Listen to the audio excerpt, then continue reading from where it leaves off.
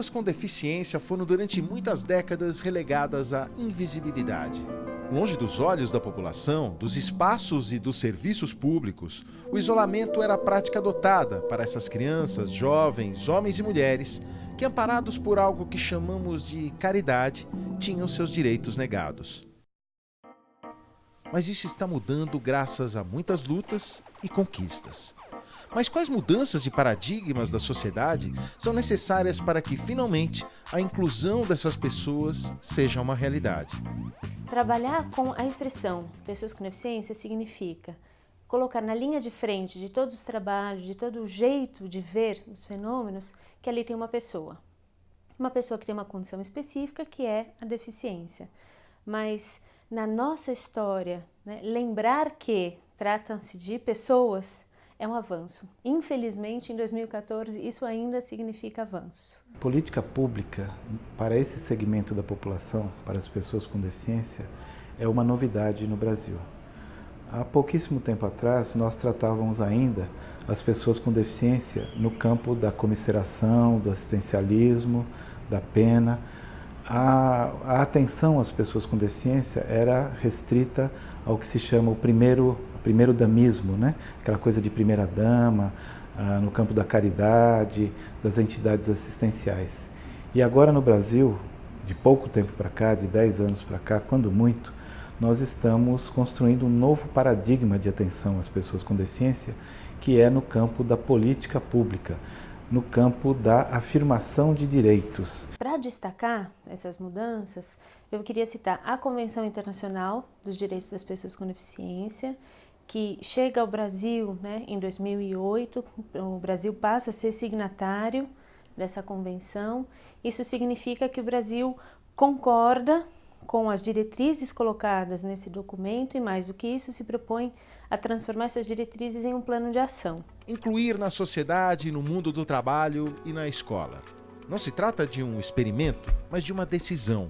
Um caminho sem bifurcações, que começa na família e logo encontrará o mundo da educação. Mas por que a escola é tão importante? Porque é um direito. É um direito constitucional e toda a história do pensamento pedagógico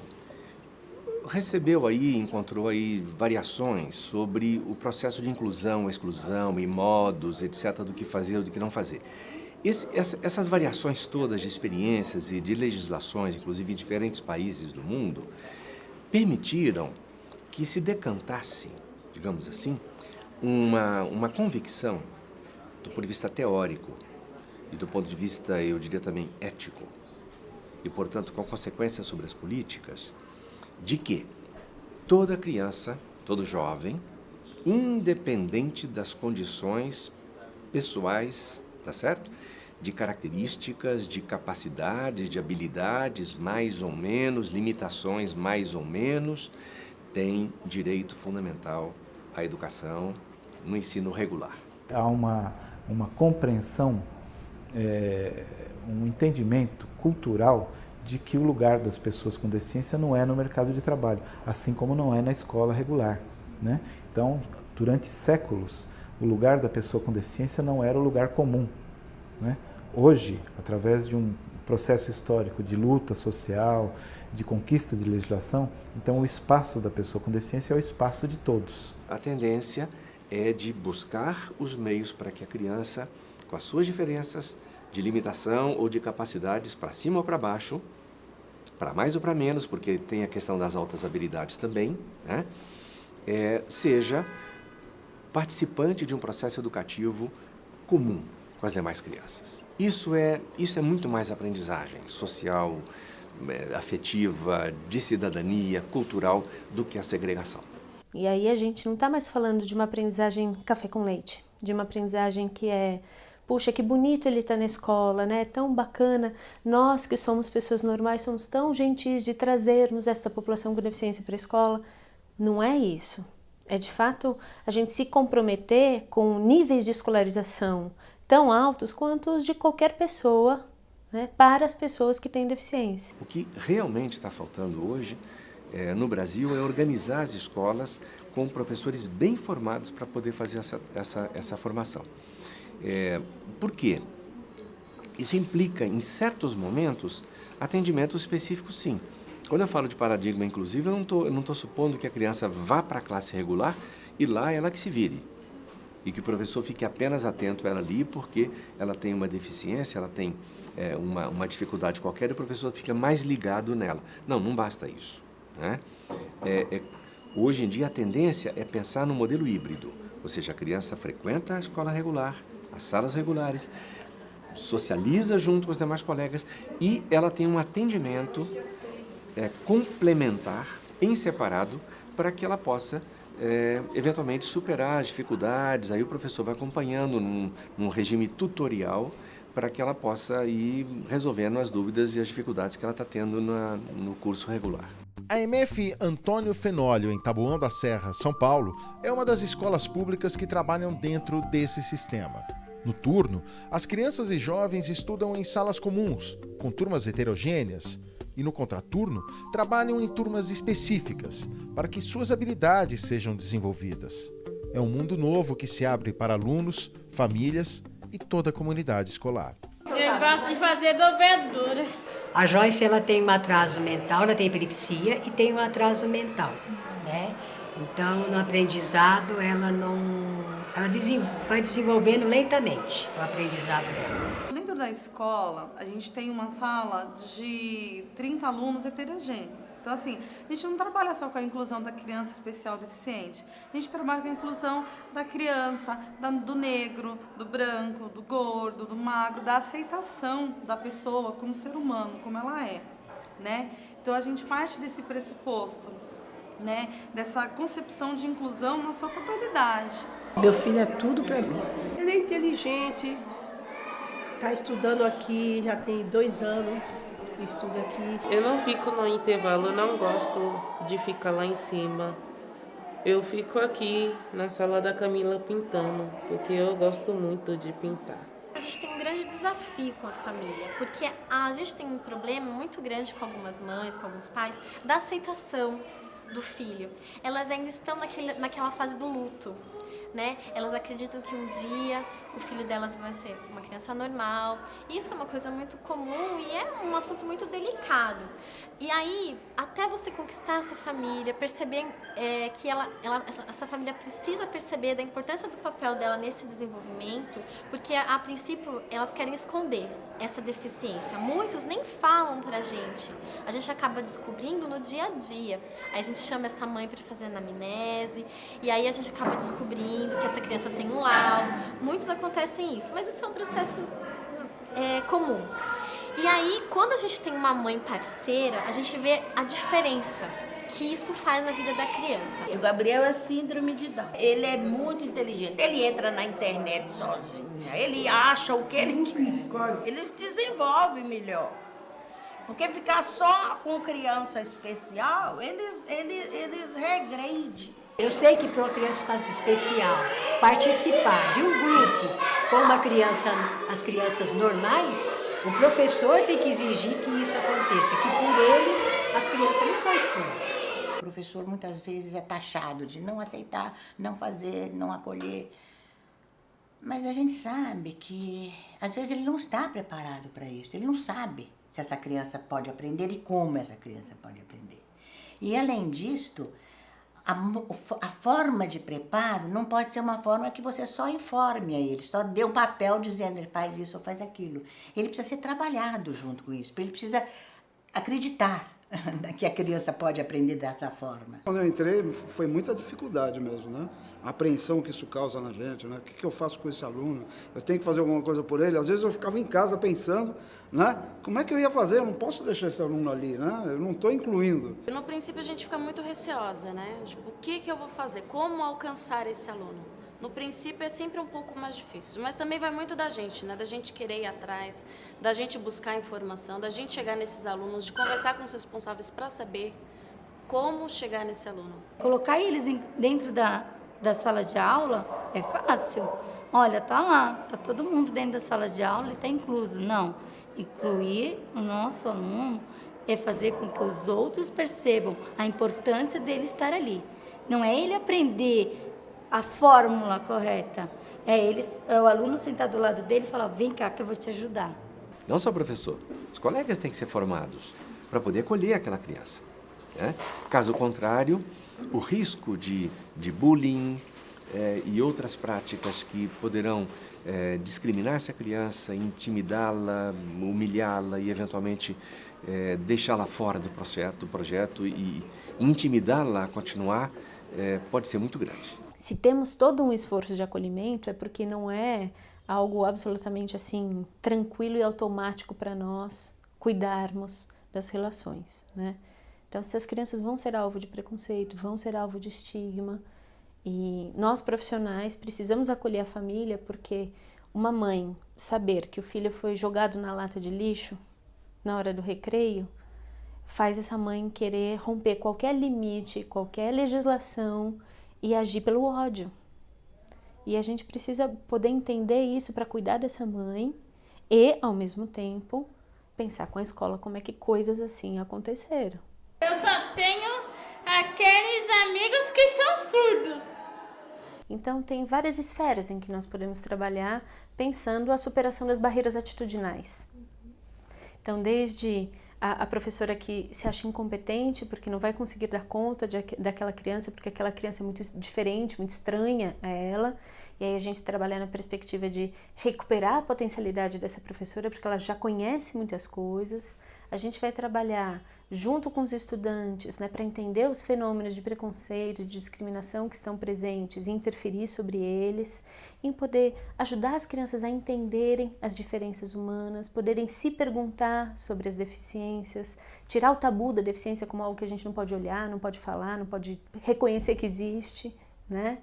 E na interação família-escola, a gente poder ajudar também a comunidade a ser uma comunidade inclusiva. O trabalho do psicólogo, de fato, não é de ficar tendo uma clínicazinha. O trabalho do psicólogo dentro das creches da USP não é de ter uma clínica, não é de tratar essa criança como, então, uma pessoa diferente, no sentido de que, para ela, tudo vou ter que adaptar, né? O trabalho maior, eu acho que eu gostaria de chamar de integrar, né? O que é o trabalho daquela instituição? Então, quando você recebe, vamos dizer, incluiu, eu tenho um desconforto com esse nome, que as pessoas dizem, tem uma criança de inclusão, isso virou dentro do meio da educação, tem uma criança de inclusão, é uma criança que tem alguma particularidade importante, que de fato faz com que ela tenha impedimentos, às vezes, grandes, né? E acho que o grande trabalho da gente é integrar essa criança que está incluída, ela matriculou, está incluída. Mas não adianta eu fazer um aparato todo especial para ela e ela está só ao lado, não está integrada. Às vezes é muito difícil, dependendo da questão da criança. Às vezes isso é muito facilitado pelo próprio coletivo de crianças, que não vê aquele sujeito como a sua deficiência, que é o que a gente acho que mais procura trabalhar com os funcionários, né? Do ponto de vista da psicologia, são as barreiras atitudinais que estão em jogo, né? Os preconceitos, os estigmas, as concepções de deficiência que ligam a pessoa com deficiência a alguém que não é capaz de exercer cidadania, que não tem autonomia. Então, é com este tipo de barreira que nós, psicólogos e psicólogos, vamos trabalhar. O papel do psicólogo, ele teve um papel importante no início da educação especial, né? Mas principalmente como numa postura mais psicométrica, de avaliar quem que era o aluno, avaliar a inteligência dele. E com o tempo essa postura foi sendo abandonada para chegar numa atuação mais contemporânea. Flávio desenvolve seu mestrado em Psicologia da Educação com um tema ainda mais interessante: a representatividade das crianças com alguma deficiência dentro da escola. Na MF Morro Grande, na Brasilândia, acompanha a inclusão dos alunos no processo democrático da escola. Essas crianças, além da visibilidade, passam a ganhar voz. O trabalho no Morro Grande é uma pesquisa que eu estou realizando, né, que no caso seria o acompanhamento de um processo de representação dos alunos com deficiência intelectual. Todo o processo foi muito bacana, porque inicialmente nós percebemos o que? A ausência desses alunos num grupo de representatividade. Então, onde estão os alunos com deficiência? Não tinha, só tinha alunos tidos como não deficientes. Quando a gente começou a discutir essa questão na escola, foi muito natural para a escola eleger representantes de alunos, eleger representantes de professores, representantes de pais. Mas quando chegou na questão dos alunos com deficiência, a escola se pergunta, mas como que a gente vai fazer com eles? A gente pega alguém para representar eles? Aí a professora que trabalha com eles, a professora do SAI, que é a sala de acompanhamento e apoio à inclusão, enfim, o atendimento especializado, a professora falou, não, por que a gente não pega os próprios alunos com deficiência para se representar? Eu trouxe a proposta para o meu grupo e eles elegeram 2 alunos para representá-los. Tem muito diálogo entre os alunos com deficiência e os outros representantes. E o quanto que o representante, o aluno, sei lá, do ensino fundamental, por exemplo, ele também vai, conforme ele vai discutindo com o aluno do representante que tem deficiência, ele vai adquirindo aquelas causas como para ele também. E essa é a transformação, né, da inclusão, nesse caso, da representação. Né? Eles falaram desde o uso da internet, que eles estão sentindo falta da internet na escola, até dentro da sala de ter um apoio maior dos amigos respeitarem um pouco mais. E é transformador ouvir esse ponto de vista, que muitas vezes é diferente, é novo para aquele aluno que convive com o aluno todo dia, mas que não conversa com esses interesses. Você está gostando do ventilador? Olha lá, sim ou não? Sim ou não? Toda criança que vem até a escola, ela é única. Né? E não importa a quantidade de conhecimento que você tem sobre aquela deficiência ou sobre aquele perfil de aluno, não corresponde ao aluno a quem de fato ele é. A nossa preocupação é fazer com que a vida seja melhor para eles. Que as pessoas enxerguem o valor que eles têm, enxerguem o que eles têm para estar ensinando para a gente. Minha leitura é de que temos sim um avanço. Eu acho que estamos caminhando positivamente e na linha de garantir processos formativos, pedagógicos, que sejam eficientes no sentido de capazes de atender e eficazes, capazes de atender às especificidades da criança sem o preço caro de isolá-la. E, ao mesmo tempo, do outro lado, garantir que a criança tenha a realização do direito dela viver de modo integrado com outras crianças e não ser discriminada, sem desqualificar e prejudicar o atendimento às suas necessidades, digamos, especiais. Eu acho que esses alunos têm um futuro muito melhor pela frente, mais promissor para todo mundo, né? Mas eu acho que o que mais importante é a cidadania que esses alunos, esses homens, essas pessoas ganham através do seu desenvolvimento, né, da sua autoestima melhorada, que é muito importante. Para além de ser um avanço para as crianças com deficiência, para as suas famílias, nós consideramos que é um avanço para o país, né? Quando um segmento da sociedade brasileira que ficava segregado, separado fisicamente, né? Porque era em outras escolas, outros ambientes, quando essa parte da sociedade convive e conhece e é conhecido por todos, né? Então isso nós consideramos que é um grande avanço para a sociedade brasileira. A minha ideia de inclusão, eu compreendo a partir da inclusão numa vida com sentido, né? Não só estar dentro de um lugar, mas é participar, é pertencer, né? É perceber um sentido, é realizar esse sentido. Incluir é necessário, urgente e uma dívida social a ser sanada. Mas não é uma tarefa fácil. A formação de profissionais que trabalhem com a inclusão de pessoas com deficiência, na saúde, na educação ou no mundo do trabalho, se tornou uma urgência. Alunos de diversas áreas, criados em um mundo onde a inclusão não era uma questão central, deparam-se com um sem número de dificuldades, mas a maior delas é o desconhecimento. formados por uma sociedade que até pouco tempo escondia as pessoas com deficiência, carregam medos e preconceitos que muitas vezes nem sabem que têm. Esse é um elemento importante que está presente nas relações com as pessoas com deficiência, que é o próprio desconhecimento que gera um medo, gera uma insegurança. Eu não sei como agir, então não vou me expor.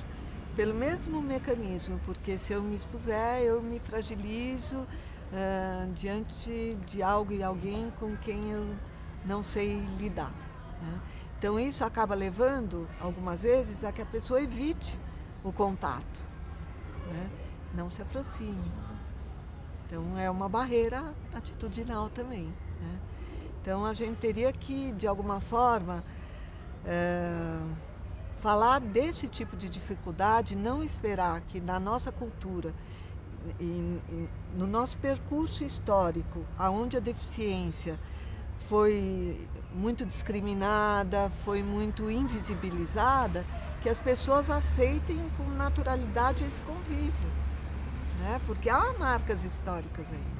O Instituto de Psicologia da Universidade de São Paulo forma dezenas de psicólogos todos os anos. E a questão do trabalho com pessoas com deficiência, se ainda está fora da grade curricular normal, já é objeto de interesse de alunos e professores. A gente percebe que a pessoa com deficiência na nossa sociedade, ela passou a existir, né? Antes não existia e não existia nada muito específico voltado às questões da deficiência que desse visibilidade para a pessoa com deficiência na nossa sociedade, né?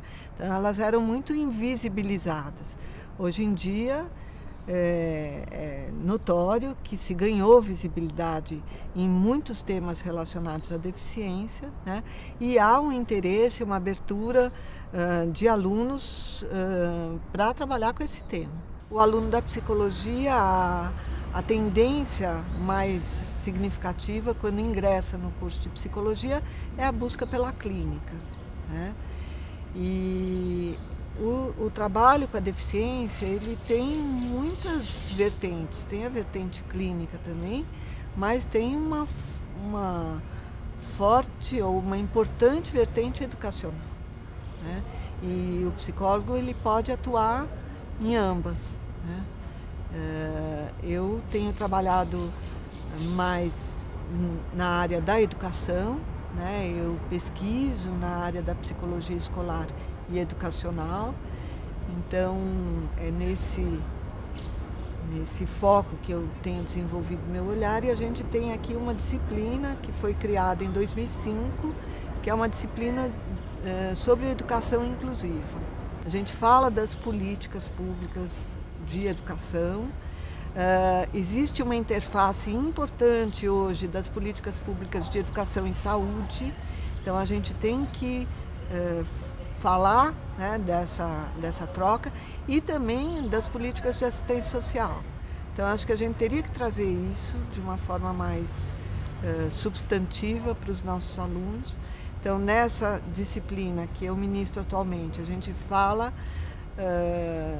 das políticas públicas de educação, mais nesse recorte, e buscando pensar como o psicólogo atua frente a esse cenário que as políticas nos colocam. Não tem sido raro alunos nossos serem chamados para poderem participar da vida escolar de uma certa criança, e a gente fica na supervisão, né? Porque o lugar deles passa a ser um lugar muito interessante, que é um lugar um pouquinho entre o aluno e a escola, né? E sem dúvida nenhuma eles se identificam mais com as crianças do que com a escola, né?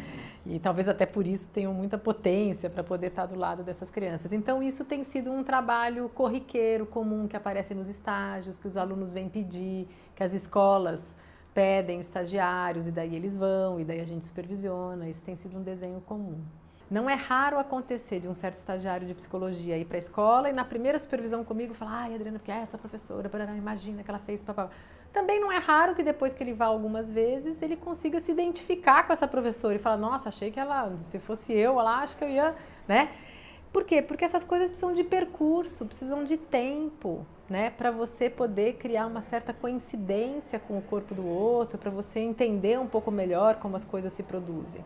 Esse eu acho que é um desafio, pequeno, quer dizer, ele é grande como desafio, mas ele é um pedaço do que eu estou falando, que é toda uma história de uma produção de saberes que, de uma certa forma, coloca os psicólogos com um saber competente. Na PUC de São Paulo, um grupo de alunos dos cursos de fonoaudiologia, fisioterapia, serviço social e psicologia participa do PET Saúde, o Programa de Educação pelo Trabalho para a Saúde, criado pelo governo federal.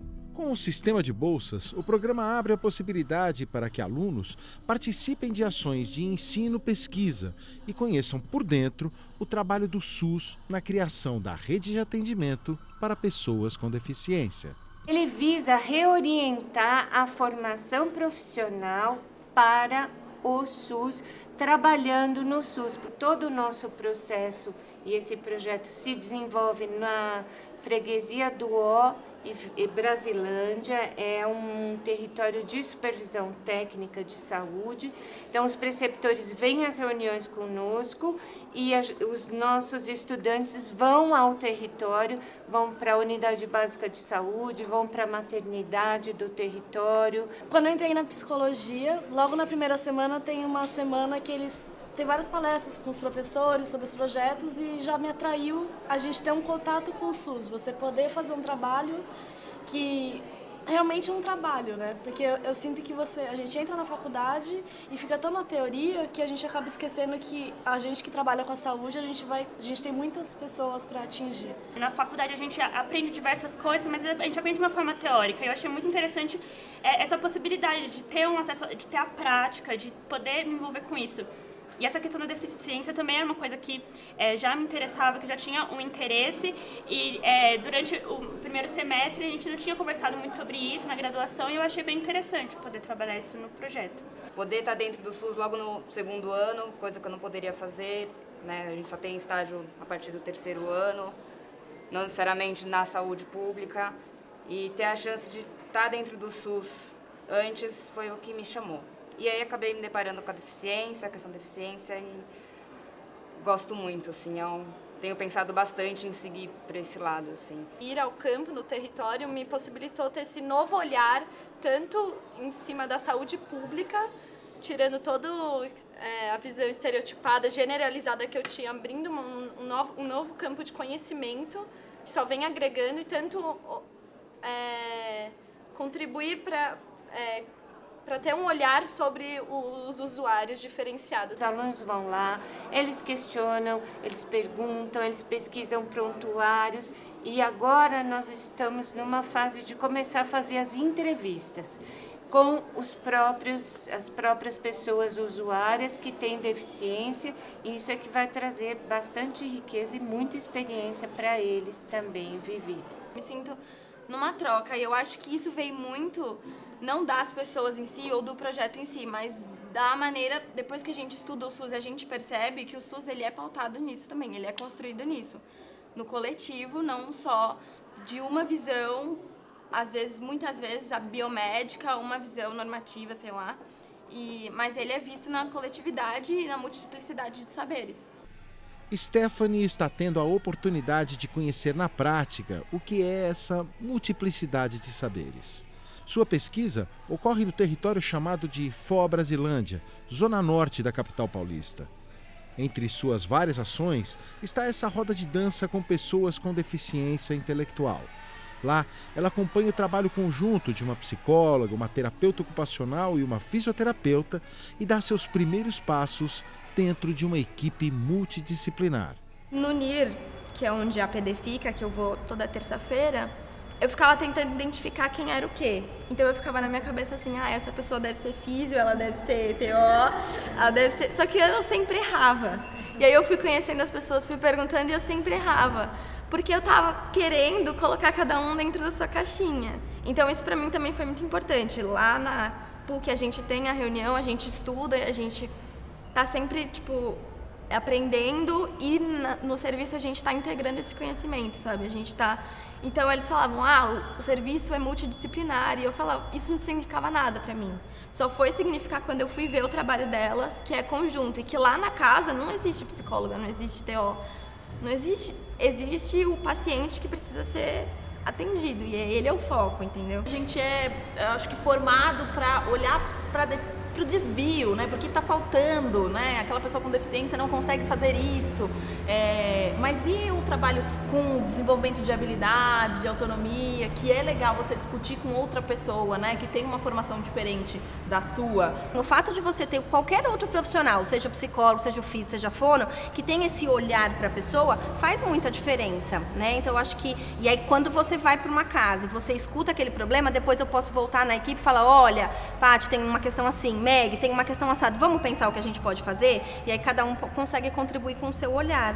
Todo mundo junto consegue pensar de uma forma diferente para individualidade do paciente também, né? Essa troca, do jeito que a gente faz aqui, a gente não tem na faculdade, a gente tem a teoria. Mas quando a gente vai trabalhar, são poucos os lugares que a gente consegue fazer isso. E que, assim, não precisa necessariamente estar lá o terapeuta ocupacional para executar aquela função. Claro, a gente tem as nossas particularidades, como cada profissão tem. Mas quando a gente olha para a pessoa enquanto pessoa, não necessariamente, não precisa ver como a deficiência, né? Então, acho que fica um pouco mais claro para a gente poder atuar, não necessariamente preciso muito de uma terapeuta, eu preciso muito que seja físio, né? Não, pode ser qualquer uma de nós da equipe que tenha esse olhar. E por mais que seja um número menor de alunos que esteja nesse projeto, eles vão falando disso na sala de aula, vão trazendo um olhar diferente, vão enriquecendo discussões na sala de aula. Então, eu acho que eles vêm, né? Eles vão estar mais preparados do que nós, no caso, né? Se de repente eles resolverem entrar aí nesse caminho do SUS. É muito enriquecedor, assim. Você poder atuar numa equipe multidisciplinar e conta até como um dos princípios do SUS, né? Da multidisciplinaridade. E acho que está sendo um dos pontos mais enriquecedores para mim, né? Essa transformação, poder enxergar a pessoa de diferentes óticas, um podendo emprestar para o outro a bagagem que tem e formar um conjunto completamente diferente e um olhar muito mais universal sobre a pessoa. Essa é uma coisa que o psicólogo pode trazer também para o grupo, porque todo mundo vai ter uma escuta e proporcionar uma escuta para o paciente, mas a gente vê também bastante isso na nossa formação, uma escuta mais planejada e também de atribuir um sentido àquela situação que o paciente está vivendo. Então, você tentar ampliar as possibilidades, você possibilitar uma ampliação de consciência juntamente com o paciente. Então, acho que esse é o ponto do sentido e do simbólico, é um ponto que o psicólogo pode trazer bastante para o grupo, para tratar o paciente. A partir desse tipo de contato que a gente vai tendo, eu acho que a nossa experiência vai crescendo. Então, ter receio ou não de conversar com essas pessoas, de ajudar no tratamento ou qualquer postura que a gente tenha, profissional ou pessoal, frente a elas, tem a ver com a ausência da inclusão delas. Ou seja, quanto maior o contato que a gente tiver com essas pessoas, quanto mais incluídas elas estiverem no nosso cotidiano, maior a chance da gente saber conversar com elas, saber lidar com elas e saber ajudar sem passar do limite do aceitável, sem tratá-las como coitados, entendeu? Eles vêm, eles te dão um oi, eles se apresentam, eles perguntam quem você é, o que você faz. Se você vem várias vezes, eles lembram de você. Então, eles mesmos me deram a abertura. Na verdade, quem estava fechada era eu. Eu que estava pensando, nossa, eu nunca convivi com pessoas assim, o que eu vou fazer? Eu que estava pensando nas diferenças só. No primeiro momento, a Stephanie, ela me acompanhava e me observava. Agora não, agora ela tá falando com aquele usuário, ela tá tendo esse contato, ela pode perguntar as coisas que ela quiser. Então, assim, isso é muito legal, né? Porque eu acho que a gente fica nessa ansiedade, né? Enquanto aluno, de quando será que eu vou começar? Como é que é isso? Como que será que, né? Então, assim, a gente tá indo na casa de uma pessoa, se apresentando como, olha, eu sou estudante de psicologia, eu tô aqui para fazer uma pesquisa, para entender entender qual que é o caminho que você fez, né, para chegar, né, no atendimento de saúde. E aí eu queria fazer algumas perguntas. Então, assim, ela tá em contato, né, de fato. É legal ver até a mudança, né, da Stephanie, que está comigo há um ano e pouquinho, né, me acompanhando nas visitas, e nos primeiros dias bem quietinha, assim, e aí depois a gente conseguia conversar sobre o que a gente estava falando, sobre o que a gente estava fazendo, né, em alguns momentos ela falava, Meg, mas isso, aquilo, que era uma coisa que eu nem tinha pensado, né, então proporciona com que a gente comece a pensar em outras coisas. Não existe uma preparação, nem uma cartilha que explicite como que devemos agir frente a tais e tais circunstâncias. Então, o que eu vejo, claro que tem que ter uma preparação, mas essa preparação é uma formação no sentido da abertura à experiência com o outro. Eu acho que é isso que a gente pode formar, né? E discutir a importância de estar aberto a essa diferença, né? Aceitando a diferença, aceitando a possibilidade da experiência com aquilo ou aquele que eu ainda não conheço, né?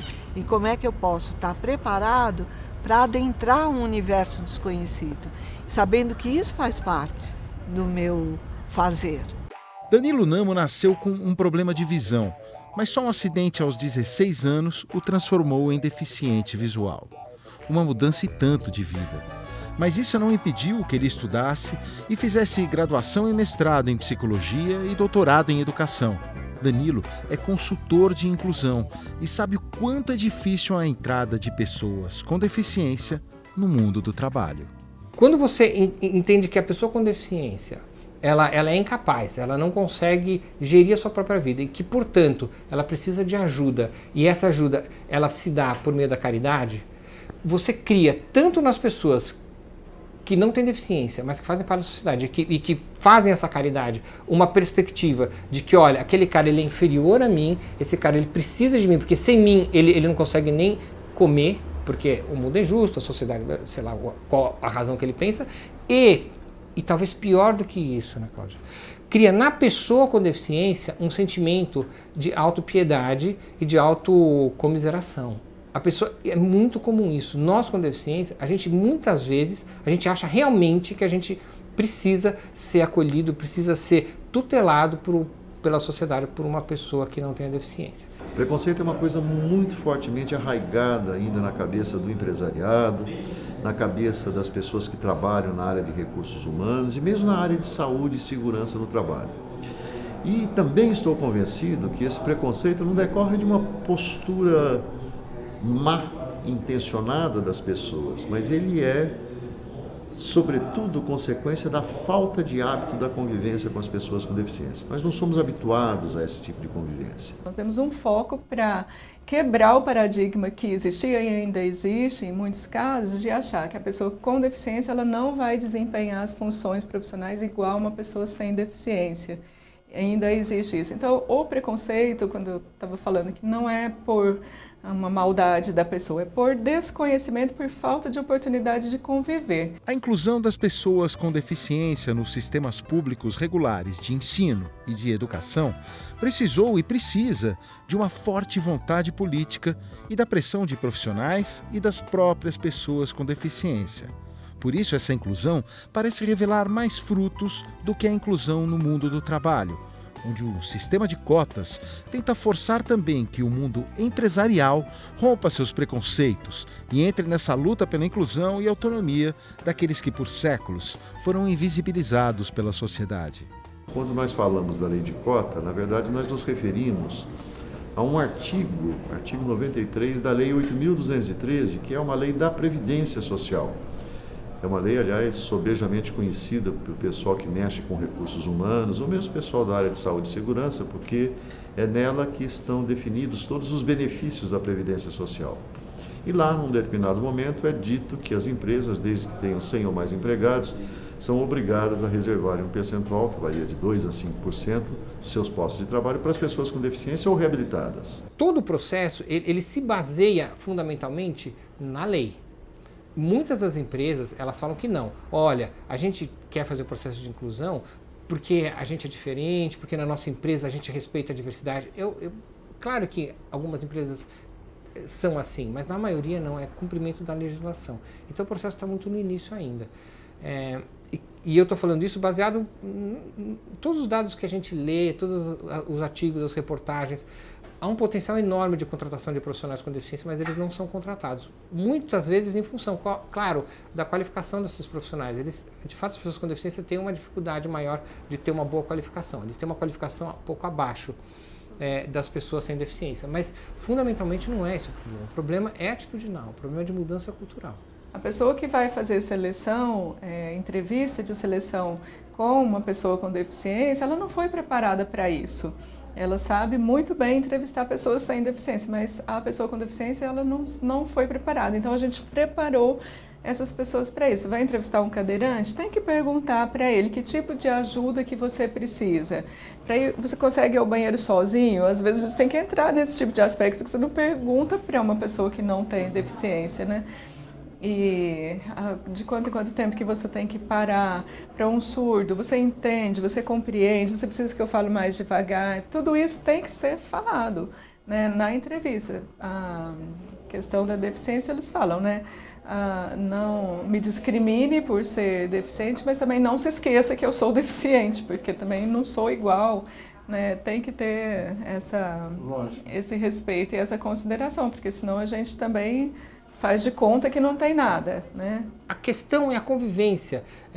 A impressão que você vai ter de mim, que os rapazes vão ter de mim, e vice-versa, obviamente, é que vai fazer a mudança. Portanto, não adianta colocar a situação na frente do tempo.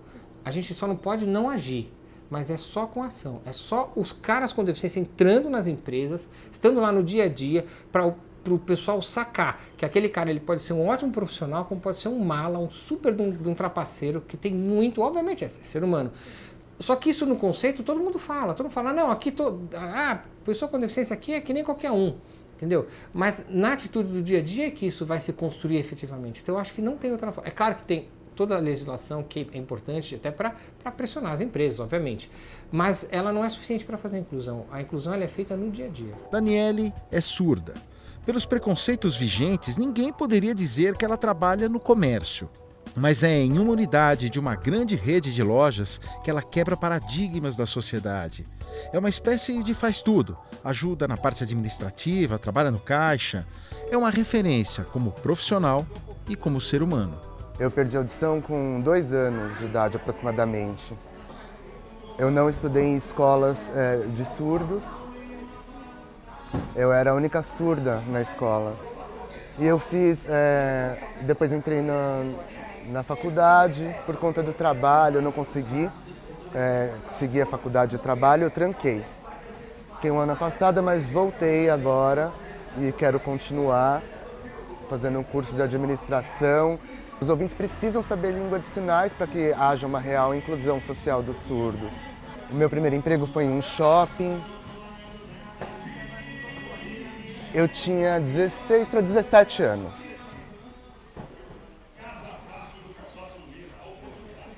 Eu tive muito medo, porque as pessoas achavam que eu não seria capaz e...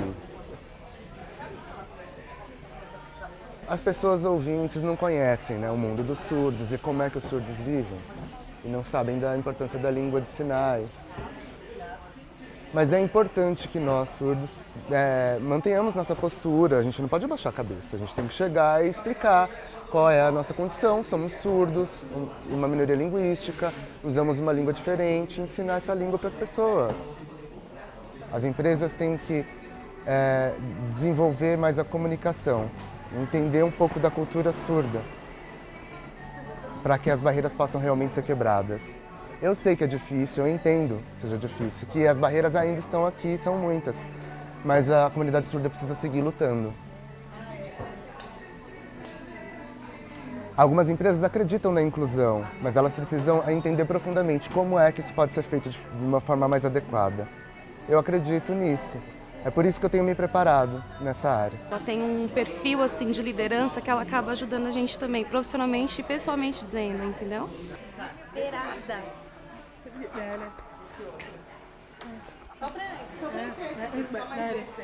Mas é assim, naturalmente você vai aprendendo.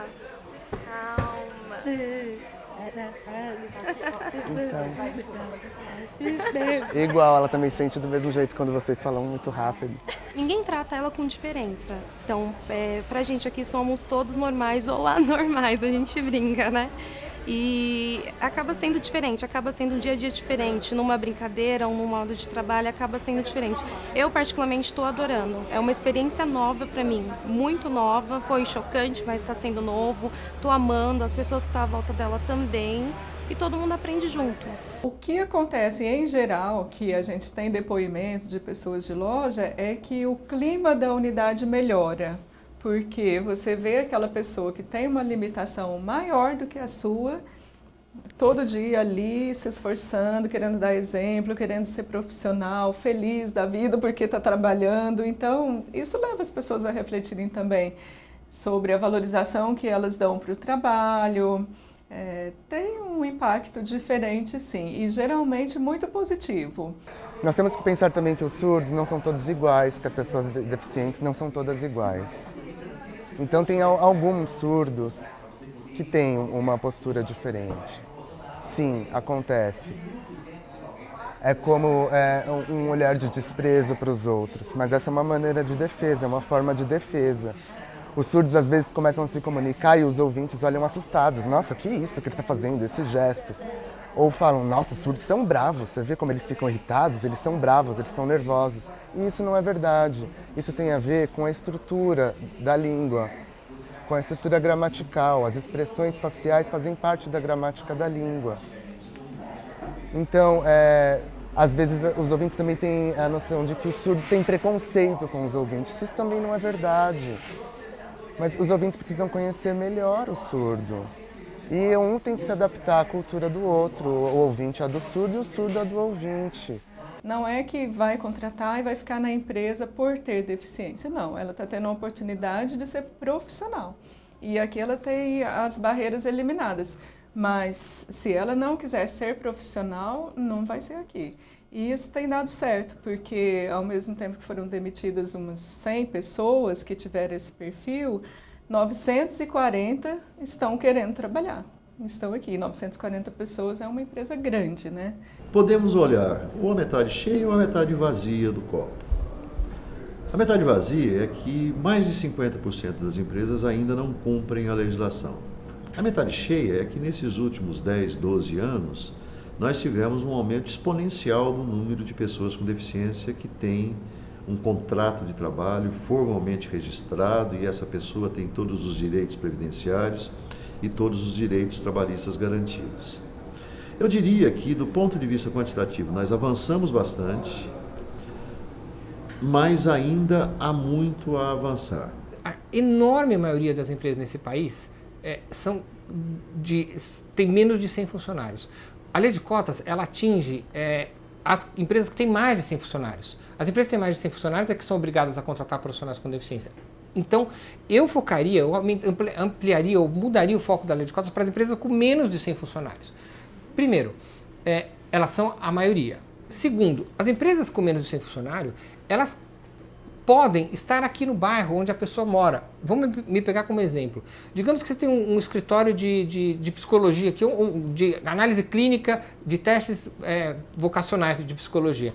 Não seria muito mais fácil eu, Danilo, trabalhar numa empresa onde tem, em vez de ter 500 funcionários, ter 12 funcionários, onde eu sou uma pessoa que vou entrar lá e posso ir a pé para o meu trabalho, ou pegar uma condução só. Se eu fosse um cadeirante, eu poderia até ir com a minha cadeira de rodas aqui pela calçada.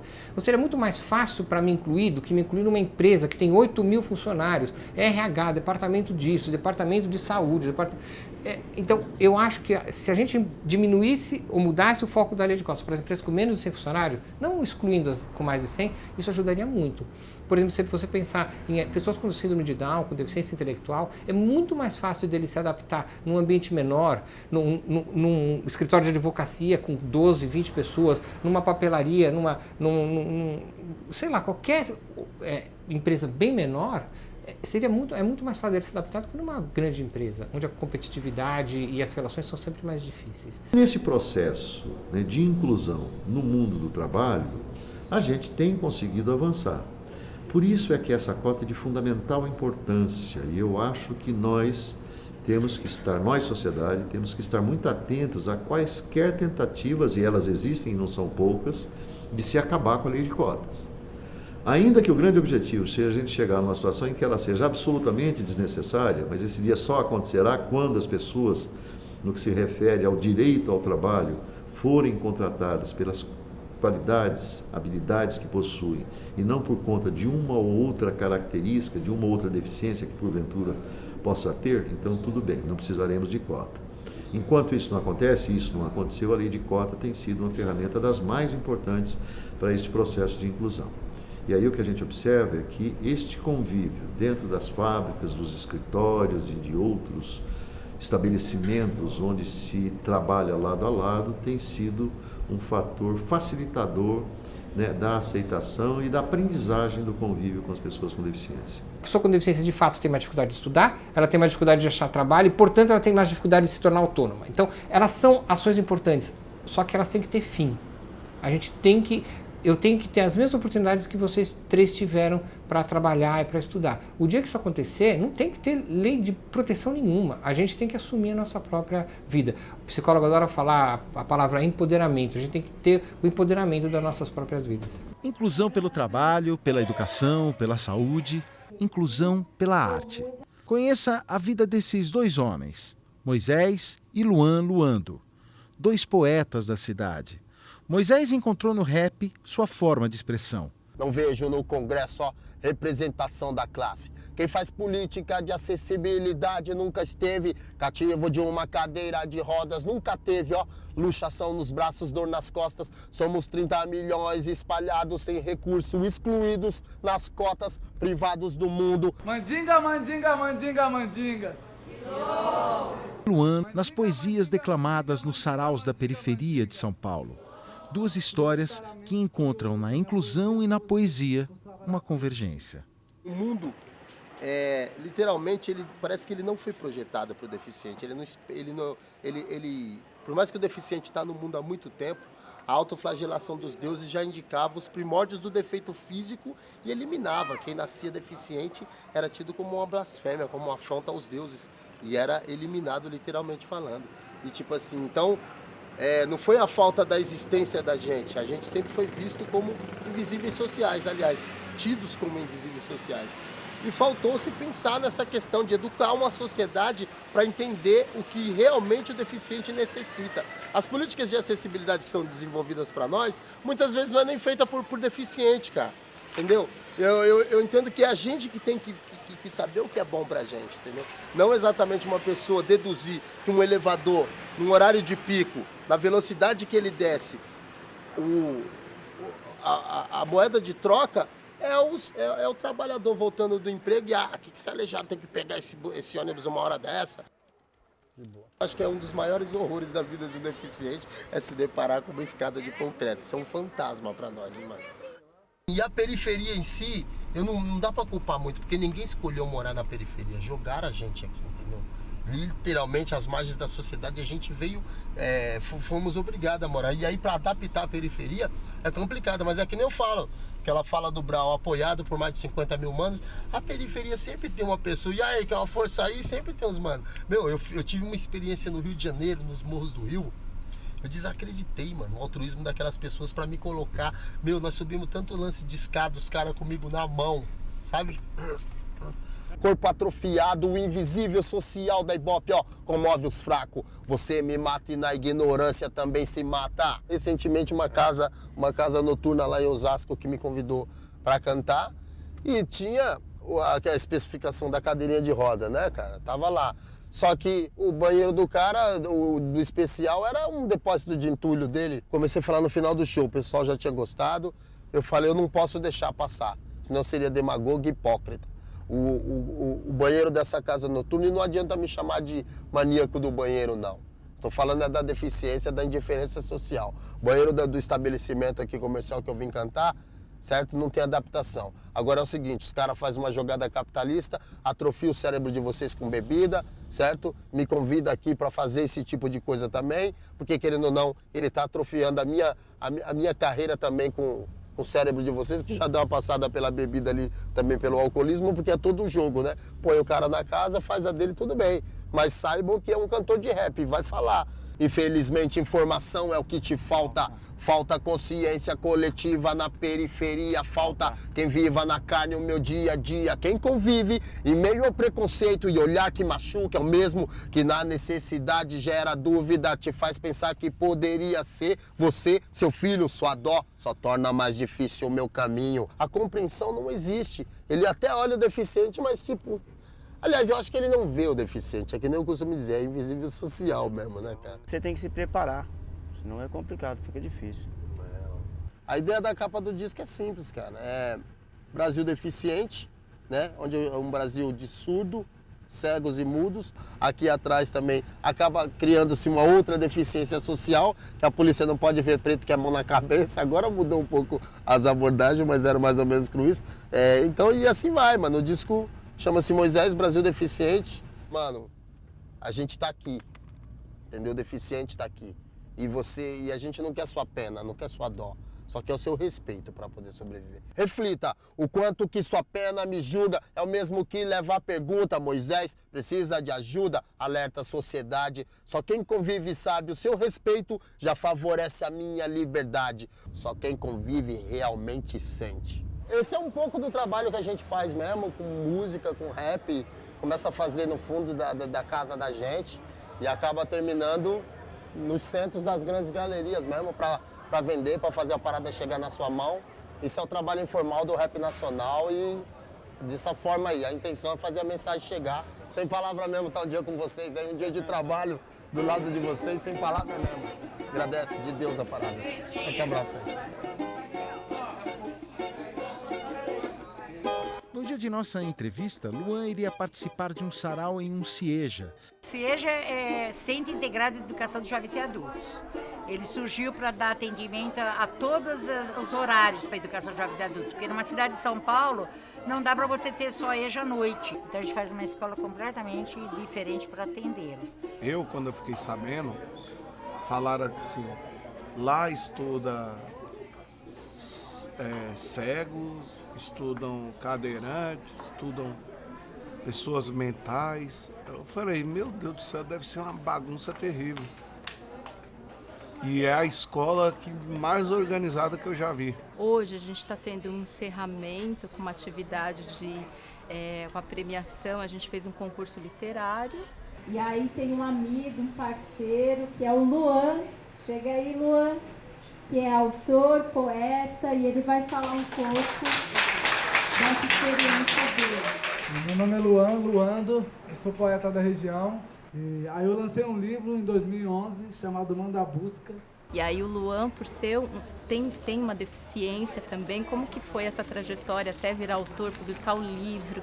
Então a gente quer que ele fale um pouco dessa experiência dele, até para incentivar os nossos alunos, que a gente vem tentando incentivar eles a escreverem. A gente faz parte de uma rede de movimentos sociais, movimentos de educação, de cultura, e aí também está inserida a questão da deficiência, mas da saúde em geral. Na assim, saúde, né?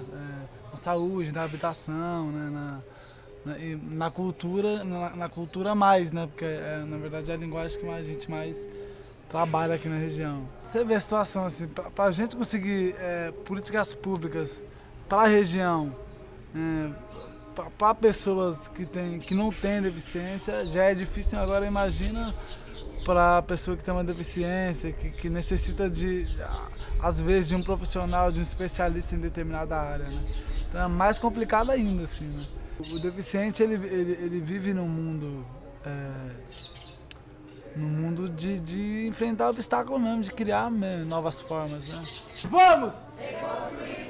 Mesmo com NASA pelos ares, mesmo que venham ogivas nucleares, mesmo que caiam corpos sobre os mares, vamos! Vamos! Mesmo com NASA pelos ares. A gente não vê como coitadinhos, como, ó, tá vendo, os caras, não. As pessoas tentam se virar da forma que elas conseguem, assim, né? A família ainda acha que a inclusão é somente a escola, e não é.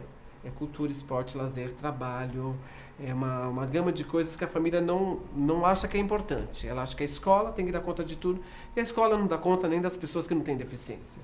Contra a repressão, quilombo é escudo. Nego Zumbi falou, liberdade tem que ser pra todo mundo. Eu falo que eu não tive tempo de ser deficiente, eu tive que sobreviver. A gente não tem tempo de ser.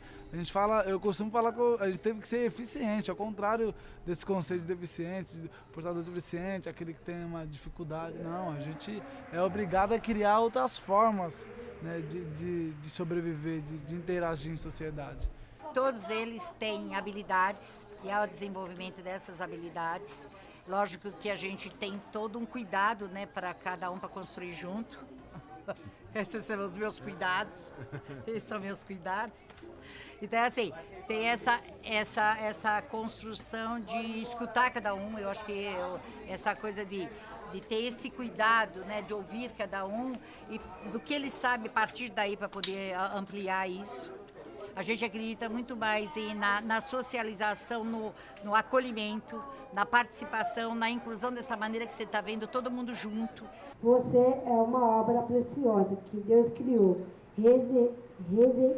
revertiu com muitas e boas qualidades. A gente briga, na verdade, por dignidade cidadã, né? E aí, porque esse deficiente, ele também tem um pai, ele também tem um irmão, né?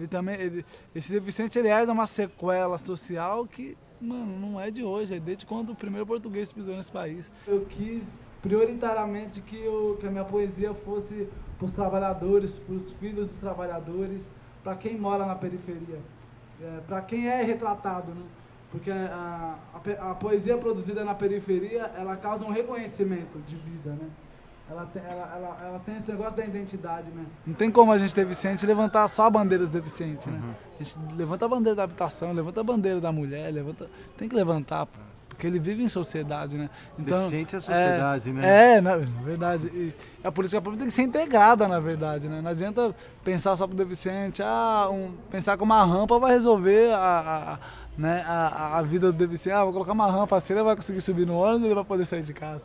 Não, o cara quer estudar também, o cara quer estudar, o cara quer assistir um teatro, o cara quer fazer, quer ser parte, entendeu? Então, como a gente vive numa sociedade muito segmentada, que pensa a política pública muito segmentada, prejudica principalmente esse deficiente, né? Porque essa sociedade não é construída para ele. Dá trabalho fazer diferente, mas é possível fazer diferente e principalmente fazer a diferença na vida de alguém.